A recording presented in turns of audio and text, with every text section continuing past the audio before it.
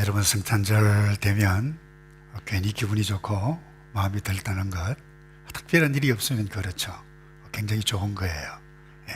근데 여러분 성탄절 이 세상 사람들이 만들어 놓은 이 분위기, 특별히 상업 흥행하는 분위기, 또 산타 할아버지 여기에만 이렇게 몰두하다 보면 중요한 기독교 신앙의 그 가치가 흔들릴 수가 있습니다. 우리 이틀 전에 왜 예수님께서 이 땅에 탄생하신 것이 온 세상 사람들에게 미칠 큰 기쁨의 소식인지 그것 세 가지 나눴는데, 혹시 오늘 처음 예배를 참석하신 분이 있다라고 하면 유튜브에 지난주 설교가 올라와 있어요. 참고로 하시면 좋을 것 같은데, 왜 세상에 큰 기쁨을 미치는 소식인가? 정리하자면 이게요. 세상에는 참 사랑이 없어요. 근데 참 사랑이 무엇인지를 활짝 열어주셨던 분이 예수님이에요. 세상에 많은 것들에 억압을 당하고 있어요. 그런데 그 억압의 원흉인 죄로부터 건지셔서 자유의 길을 활짝 열어놓으신 그분이 예수 그리스도예요. 뿐만 아닙니다. 평강이 이 땅에 없어요. 근데 참된 평강이 무엇인지 어떻게 여셨는지 여셨다라고 하는 것을 함께 나누었는데, 이것이 우리가 기뻐해 가야 할, 적어도 예수를 믿고 살아가는 사람 즐거워해야 할 이유가 바로 여기에 있는데, 이 의미를 놓치지 않기를 바랍니다. 그런데 오늘 이 본문에 예수님께서 첫 번째 성탄절이죠, 탄생하시기 전 약 700여 년 전에 이사야 선지자라고 하는 분이 아주 또 다른 놀라운 소식을, 놀라운 사실을 말씀해 주셨어요. 예언했어요.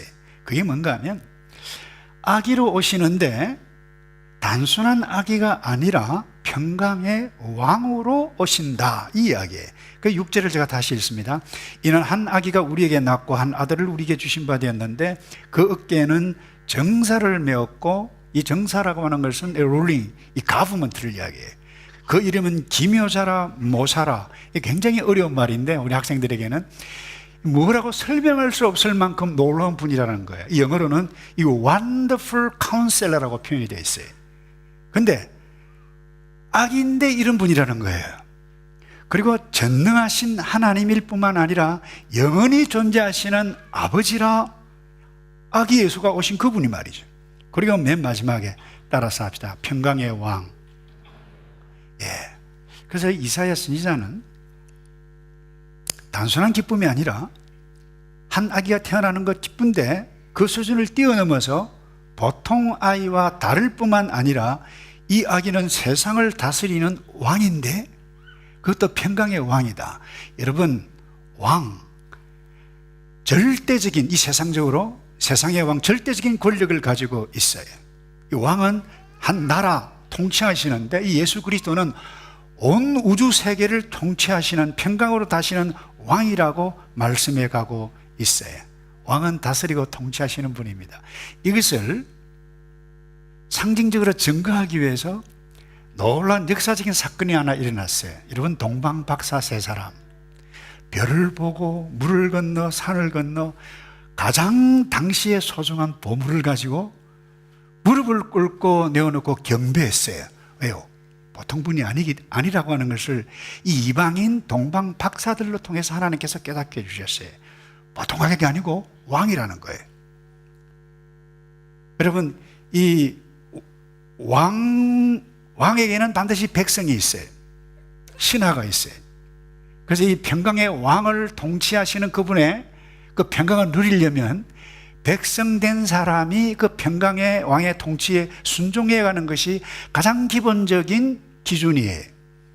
그래서 여러분이 동방박사 헤롯을 만났어요. 유대인의 왕이 태어날 것인데 어디에서 태어날 것이냐 물었을 때, 너 경배하고 난 다음에 나에게 반드시 와서 어디에 있는지 가르쳐주고 가라고 했을 때에 헤롯 왕의 말을 듣지 않았어요. 평강의 왕으로 역사하셨던 삼위일체 하나님의 지시를 천사를 통해서 받았는데, 따라서 합시다. 다른 길. 꿈의 환상을 통해서 다른 길로 보여주셨어요. 그래서 이 왕이신 그분께 순종했던 동방박사 평강 가운데 살아가게 되어졌다는 것입니다. 경배했어요. 그래서 오늘 우리가 왕으로 이 아기 예수 성탄하신 것 기뻐하고 즐거워해 가는 것이 굉장히 중요해요. 근데 여기에만 머물면 중요한 것을 놓칠 수가 있는데 왕이라고 하는 사실입니다. 제가 신학교 시절에 네덜란드에서 오신 외국 교수님이 계셨어요. 이름은 호처스. 한국말로 하면 이름이 약간 이상한데 고재수예요. 이분이 저희들에게 이렇게 가르치셨어요. 사탄은 구약 때부터 예수님께서 탄생하시기까지 왕으로 오실 메시아를 끊임없이 반대하고 이스라엘 백성들을 멸망시키려고 하는 갖은 시도를 다 했는데 실패했다. 아기 예수님으로 메시아가 오셨다. 그런데 이 사탄이 전략을 바꿨다는 거예요. 와, 아기 예수 왔다. 성탄 기뻐해라. 그리고 교묘하게 아기 예수로 오신 성탄을 축하해라. 그런데 그저 아기 예수로 태어난 것에만 축하하라 라고는 전략으로 바꾸었다라고 아주 의미심장한 교훈을 저희들에게 가르쳐 주셨어요. 여러분, 아기 예수 탄생에만 축하에만 몰두하다 보면 그분이 영원하신 아버지 하나님, 평강의 왕이신 예수님 놓칠 위험이 거기에 있기 때문이라고 하는 것입니다. 그래서 아기 예수, 이분이 왕이라고 하는 사실을 인식하지 못하도록 분위기를 만들어 놓는 것이 오늘날 사탄의 전략이라고 하는 부분입니다. 왕은 다스리십니다. 그의 백성은 그의 다스림에 반드시 순종해야만 합니다. 여러분, 언제 이 평강, 예수님께서 주셨던 놀라운 약속의 복을 우리가 누릴 수 있습니까? 심플합니다. 예수님 만나 믿고 그 말씀 따라 순종할 그때의 평강이 우리에게 임합니다. 예수님께서 분명히 말씀하셨어요. 너희가 가서 보고 들은 것을 세례 요한에게 구하라. 소경이 보며 안전뱅이가 일어나고 문둥이가 깨끗함을 받으며 기머거리가 들으며 죽은 자가 살아나며 가난한 자에게 복음이 전파된다 하라 라고 말씀하셨어요. 이 말씀을 믿고 예수님 앞에 나갔던 사람은 단 한 사람도 평강을 잃어버린 적이 없어요. 소경이 눈을 떴어요. 문둥병자가 깨끗하게 되어졌어요. 예수님은 세상의 질병까지 통치하시고 다스리시는 분인 것을 이 짧은 기간이지만 잠시 동안 약 30여 년 동안 인간의 몸을 입고 오셔서 전 세계에 있는 세상 사람들에게 보여주신 것입니다. 누구라는 거예요? 평강의 왕이라고 하는 부분입니다. 질병까지 다스리고 사탄까지 다스리시고 어제 오늘 미래까지 다스리는 그분, 여러분 자연세계까지 다스리시는 통치하시는 분입니다. 여러분이 아시다시피 베드로가 자기 친구 어부들과 갈릴리 바닷가에서 밤새도록 고기를 잡았는데 한 마리도 잡지 못했어요. 새벽이 되었어요. 그물을 짚고 이제 집에 가려고 하는데 예수님께서 나타나셨어요. 잠시 동안이에요. 3년 동안 나타나셨어요. 다시 가서 깊은 데로 가서 그물을 내려라. 사실 보통 사람 같으면 짜증날 것입니다. 가봐야 헌일이라고 하는 것을 알기 때문에. 그리고 지금 밤새도록 피곤한데 말이에요. 이제 그물을 싣고 빨리 집에 가서 자려고 하는데 다시 가서 잡으라. 왕 짜증나는 이야기입니다. 그런데 이상한 일이 일어났어요. 이 베드로가 순종을 합니다. 예수님을 부르지 않습니다. 선생이여, 그래요. 랍비여. 그가 평상시에 느끼지 못한 엄청난 이 권위에 압도되고 말았다라고 하는 것을 볼 수 있어요. 우리가 밤이 맞도록 수고를 하였을 때 얻은 것이 없지만은 선생님 말씀에 의지하여 내가 그물을 내리다 하고 그물을 딱 내렸는데 그리한 적 누가복음 5장 6절에 고기가 엄청나게 잡혀서 힘이 많아 그물이 어떻게 해요? 찢어지는지라 그랬어요. 배에 그물에 물고기가 가득 차고 그야말로 만선이라 그러죠. 만선의 기쁨뿐만 아니라 무릎을 꿇었어요. 예수님 누군지를 알기 시작했습니다. 경배했습니다. 너무 좋아서 눈에서 눈물이 났어요. 그리고는 예수님을 쫓았어요. 언제요? 순종했을 때. 여러분, 삭개오 돈 잘 버는 세무서장이었어요. 예수님 소식 듣고 나무에 올라가서 구경했을 때 당황스러운 일이 일어나서 한 번도 만난 적이 없는데, 삭개오야 내려오너라, 내가 오늘 너희 집에 머물러야 되겠다. 깜짝 놀랐어요. 만났어요. 예수님 만나고 예수님께서 하신 말씀을 순종했을 때에 여러분, 이 삭개오가 새로운 삶 시작하게 되어졌다라고 하는 것 우리가 잘 알잖아요. 뿐만 아닙니다. 죽은 나사로 무덤 앞에 갔어요. 왜 왔지? 근데 예수님께서 한 말씀 하셨어요. 동네 사람들에게, 몰려있는 유대인들에게, 저 무덤 돌을 치우라. 뭐 하자는 거야 지금? 그냥 돌을 딱 치웠을 때에 예수님께서 나사로야 나오너라 했을 때, 죽은 나사로가 나와서 사람들이 깜짝 놀랐습니다. 무엇을 우리에게 이야기하고 있어요? 평강의 왕으로 오셨던, 세상을 다스리는 이 원더풀 카운셀러였던 그분의 그분을 만나고 말씀에 순종했을 때에 그분이 베푸시는 놀라운 은혜와 능력들을, 평강을 실제로 체험하게 되어졌다라고 하는 것을 성경을 통해서 우리에게 말씀해 가고 있습니다. 그분은 세상의 모든 것을 다스리시는, 통치하시는 왕이십니다. 우리는 그 왕께 오늘 예배 드리고 있는 줄로 믿습니다. 여러분, 그분이 여기에 함께 계신다라고 하는 것을 인식하면서 예배를 드리고 이 성탄을 의미 있게 보내시는 저와 여러분 되기를 축복합니다. 여러분, 기쁨과 평강 언제 누릴 수 있습니까? 평강의 왕으로 오신 그분의 말씀에 뭐 할 때요? 다시요? 뭐 할 때요? 순종할 때입니다. 여러분이 지금 눈으로 보면 현실적으로 부정적인 상황, 짜증날 것입니다. 부정적인 생각 내려놓고 평강의 왕으로 오신 그분을 믿으며 그분의 말씀을 붙잡고 내가 오늘 순종해야 할 것이 이 부분이라고 순종했을 때 반드시 그분이 내려주시는 평강의 복, 위로의 복, 기대하지 않았던 놀라운 하늘의 복을 경험할 줄로 믿습니다.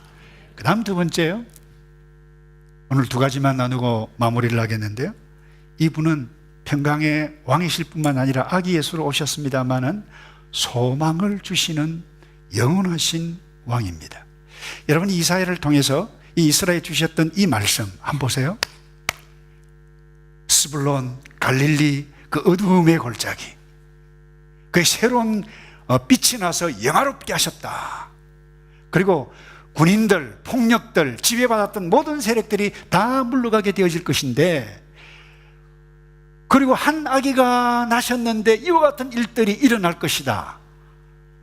여러분, 얼마나 희망과 소망이 넘치는 말씀입니까? 그런데 현실적으로 이 이사야 선지자가 이 예언의 말씀을, 계시의 말씀을 받고 선포했을 그때는 때가, 소망이 넘치는 그때가 아니었습니다. 최강의 바벨론이 심심하면 침공해서 이스라엘 사람들을 잡아갔어요. 물질을 빼앗아갔습니다. 재산을 약탈했습니다. 이미 정치가들, 귀족들 바벨론 포로로 끌려가기 시작한 때였습니다. 이 무렵에 예레미야 선지자는 또 다른 계시를 받아서 우리나라가 망할 것이다, 망할 것이다 라고 말하다가 왕야 임금에게 미임을 받아서 감옥살이까지 가야 했던 그 상황 가운데 하나님께서 이사야 선지자를 통해서 말씀하라고 했던 메시지가 무엇인 줄 아세요? 그분이 나면 이와 같은 일들, 엄청난 일들이, 평강이 무궁한 이와 같은 일들이 하나님의 열심으로 말미암아 이룰 것이다 말씀하셔서요. 말이 안 돼요. 이해가 안 돼요. 그러나 현실적으로도 뿐만 아니라 예수님께서 실제적으로 성탄하셨을 그때에도 여러분, 이 말씀처럼, 우리가 얼핏 보기에 이 말씀처럼 평강이 임하고 기쁨이 임하고 자유가 임한 것이 아니었어요. 로마 지배 아래에 있어서 백성들이 고통 가운데 세금을 내지 못해서 세금을 뜯어먹는 그와 같은 유대인들, 동족들에게 대해서 고통을 당하고 있었던 그때 부패한 헤롯 왕 통치 때문에 백성들은 그야말로 고통 가운데 있었습니다. 그런데 이 이사야 선생은 뭐라고 말씀하고 있어요? 제가 다시 읽습니다. 1절 2절을 볼까요? 전에 고통받던 자들에게는 흑암이 없으리로다 그랬어요. 고통이 없을 것이다. 옛적에는 여호와께서 스불론 땅과 납달리 땅에 멸시를 당하게 하셨더니 후에는 해변길 요단 저쪽 이방인 갈릴리를 영화롭게 어떻게 해요? 하실 것이라가 아니라 어떻게 해요? 하셨느니라. 자, 2절에 또 보세요. 흑암에 행하던 백성이 큰 빛을 보고 사망이 거느질 땅에 거주하던 자들에게 빛이 비칠 것이로다가 아니고 빛이 뭐예요? 빛이 도다 그래요. 완료형이에요. 시제가 6절 이하에도 마찬가지입니다. 이는 한 아기가 우리에게 날 것이답니까? 아니에요. 낳고 완료형이에요. 한 아들을 우리에게 주신 바 되었는데 주실 것이 아닙니다. 이미 주신 바 되었다. 탄생하시기 전에 700년 전에 이미 완료형을 사용하고 있다라고 하는 사실. 그분이 누군가요? Wonderful Counselor 뿐만 아니라 The Prince of Peace라고, 이분이 다스리는 그 나라가 이미 도래했다라고 하는 완료형을 사용하고 있는데, 여러분 성경에 미래에 일어날 일인데 이 이미 임했다라고 완료형을 사용하는 것은 무엇인가 하면 반드시 확실하게 이루어질 그 사건, 그 일들을 두고 표현할 때는 반드시 완료형을 사용하고 있습니다. 여러분들이 집에 돌아가셔서 야고보서 5장 2절을 한번 보세요. 거기 보면 미래에 잘못되게 살았던 부자들이 당할 임박한 심판에 대해서 어떻게 표현하고 있는, 그들이 가지고 있는 재물 썩을 것이다 라고 아니고 이미 썩었다라고 표현하고 완료형을 쓰고 있어요. 재물과 옷 반드시 썩는다라고 할 때 여기도 완료형을 쓰고 있어요. 구약이나 신약이나 동일하게 완료형을 쓰고 있어요. 빛이 도다. 영화롭게 하셨느니라. 한 아기가 우리에게 낳느니라. 무슨 의미입니까? 이 말씀을 딱 받았을 때 이 이사야가 얼마나 황당했을까요? 갈등했을까요? 나라는 망해가고 정치, 경제, 종교, 지도자까지, 제사장까지 타락하고 거짓 평안을, 우리나라 망하지 않을 거야, 복 받을 거야, 복 받을 거야. 그러나 이사야는 알았어요. 타락했는데, 나라가 망해가고 있는데 왜 도대체 빛이 도다 이런 완료형을 사용했을까요? 너무나도 확실히 이루어지는 일들이기 때문에 완료형을 사용했다는 거예요. 제가 조금 전에 소개했던, 제가 신학생 때 가르쳤던 우리 고재수 호처스 우리 교수님, 지금 카나다에 연세가 많이 드셔서 안타까운 것은 치매 증상이 와서 고통을 지금 당하고 있는데, 이분이 그렇게 말씀했어요. 현재의 구원도 있지만 미래에 확실한 구원을 기다려야 한다는 선명한 메시지로 우리에게 보여주었다, 이렇게 말씀했어요. 여러분, 미래의 구원이라고 해서 현재 지금 나의 구원과 관계없는 것이 아닙니다. 따라서 합시다. 반드시 내게 이루어질 구원입니다. 여러분 믿습니까? 바로 여기에 소망이 있다는 거예요. 이 소망을 주시는 그분이 뭐예요? 성탄하신 예수 그리스도라고 하는 부분입니다. 제 말씀을 정리합니다. 이 소망을 붙잡고 살 때에 현실은 어두움이고 현실은 쫄딱 망했고 현실은 그야말로 부정적인 상황이지만 확실히 이 말, 이 계시의 말씀을 붙잡을 때에 반드시 우리 가운데 뭐예요? 소망이, 평강이 임한다는 거예요. 제가 한국 부산에 있는 한 크리스찬 실업가 간증을 읽은 적이 있습니다. 자신이 과거에 사업에 부도가 나서 정말 힘들었다고 그래요. 집도 자가용도 다 빼앗기고 차압당하고 가전제품까지 딱지가 붙어서 그야말로 빈털터리, 가족들을 데리고 단칸방 이 월세에 살아야만 했다는 거예요. 할 일이 있어요. 공사장에 가서 빌딩을 짓는데 막노동을 했어요. 얼마나 힘들었겠어요. 근데 힘든 몸을 지치고 오는데 아주 조그만 부산 판자촌입니다. 찬송 소리가 들려요. 이래 보니까 어머니는 병이 들어서 누워 있어요. 중학생쯤 되어 보이는 아이들이 가정 예배를 드리고 있는데 찬송이 예수는 나의 힘이요 내 생명 되시니, 이번에 정신이 번쩍 들었어요. 나는 재산은 없어도 이렇게 일할 건강이 있는데 저런 환경 속에서도 예수는 나의 힘이라고 찬송하는데, 그동안 나는 주님 왜 이렇습니까? 늘 불평만 하는 어두움의 삶을 청산하고 새롭게 힘을 얻고 일어섰다는 거예요. 어제가 부끄러웠다는 거예요. 다시 힘을 얻어 제기했다는 것인데, 여러분, 사도행전 나오는 스데반 집사님, 예수를 믿고 복음을 전하다가 유대인 동족들 앞에서 이스라엘 역사를 이야기하고 우리가 믿어야 할 메시아 예수 그리스도 그분이라고 했을 때 그야말로 이 스데반의 사역은 완전히 실패였다고 볼 수 있습니다. 단 한 사람도 이 스데반의 말에 동조하는 사람이 아무도 없어요. 그 본문에 보면 이 동족들이 이를 갈고 말이죠, 돌을 들고 치려고 그 순간에 스데반이 한 일이 있어요. 하늘을 쳐다보았어요. 하늘을 쳐다보았을 때 놀라운 일들이 일어났어요. 사도행전 7장 55절입니다. 스데반이 성령이 충만하여 하늘을 우러러 주목하여 하나님의 영광과 및 예수께서 하나님 우편에 서신 것을 어떻게 했다고요? 보았고. 이런 위로를 주시는 그 예수 그리스도, 평강의 왕으로 오신 예수님, 우리가 힘들고 어려울 때 소망 이심을 굳게 믿고, 여러분 가정이 어려운 분들 한두 분이 아니잖아요. 때로는 사업이 기울어져 가는 상황, 때로는 그와 같은 어두움의 가운데 있지만, 오늘 스데반, 인용했던 스데반, 돌에 맞아 죽는 상황에서도 산소망이신 예수 그리스도를 붙잡았을 때에 무엇을 보았어요? 천국이, 하나님의 나라가 임했어요. 하나님의 약속, 이 자체가 소망이고 위로이고 복인 줄로 믿습니다. 여러분, 2018년 성탄절, 이즘 성탄절이 되었지만 사람들은 기쁘다 구주오신 찬송을 하지만 현실적으로는 여러분의 고민과 문제가 달라진 것이 없는 상황일 수 있을 것입니다.